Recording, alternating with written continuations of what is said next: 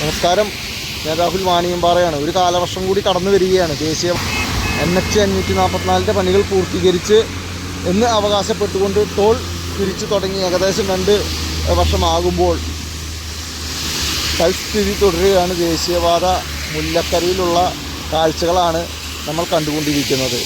ഒരു off road ride, അതല്ലെങ്കിൽ ഒരു കാനനപാതയിലൂടെ വെള്ളം കെട്ടിക്കെടുക്കുന്ന സ്ഥലത്തൂടെ പോകുന്ന പ്രതീതിയിലുള്ളൊരു യാത്രയാണ് ദേശീയപാതയിൽ സജ്ജീകരിച്ചിരിക്കുന്നത്. ഈ ഒരു വെള്ളക്കെട്ടിൻ്റെ ഒരു 10ലധികം വാർത്തകൾ നമ്മൾ ചെയ്തിട്ടുണ്ട് നിരവധി വർഷങ്ങളിലായിട്ട്. കഴിഞ്ഞ 2-3 വർഷങ്ങളിലായിട്ട് ഒരു മാറ്റവുമില്ല.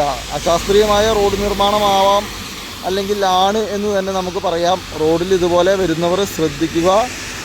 ഹൈ സ്പീഡിൽ വരുമ്പോൾ ശ്രദ്ധിച്ച് യാത്ര ചെയ്യുക. അതല്ലെങ്കിൽ ചെറിയ വാഹനങ്ങളാണെങ്കിൽ മറിയാനുള്ള സാധ്യതയുണ്ട്. അതല്ലെങ്കിൽ തൊട്ടപ്പുറത്ത് കൂടെ വലിയ വാഹനങ്ങൾ പോകുമ്പോൾ അതിൻ്റെ വെള്ളം തെറിച്ച് അപകടത്തിൽ പെടുവാനുള്ളൊരു സാധ്യതയുണ്ട്.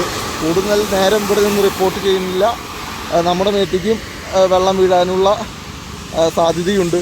മാക്സിമം ഈ വാർത്ത ഷെയർ ചെയ്യുക. ഇത് ദേശീയപാത മുല്ലക്കര NH 544 മുല്ലക്കരയിൽ നിന്നുള്ള കാഴ്ച മാത്രമല്ല, വിവിധ ഇടങ്ങളിൽ ഇതുപോലെ വെള്ളം കെട്ടിക്കെടുക്കുന്നുണ്ട്. അപ്പോൾ ശ്രദ്ധിച്ച് യാത്ര ചെയ്യുക. ഈ ഒരു മഴക്കാലം തുടങ്ങി അവിടെ ഇവിടെയും കുത്തിപ്പൊളിച്ച് വേണ്ട രീതിയിൽ തുറന്നു വിട്ട് കഴിഞ്ഞ് വരുമ്പോഴൊക്കെയാണ് ഇതൊരു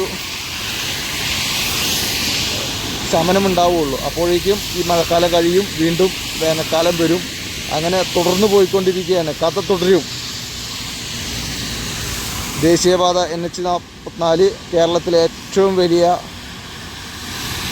6 വരിപ്പാതയായ മണ്ണൂത്ത് മുതൽ വടക്കഞ്ചേരി വരെയുള്ള ദേശീയപാതയിൽ നിന്നും രാഹുൽ വാണിയമ്പാറ.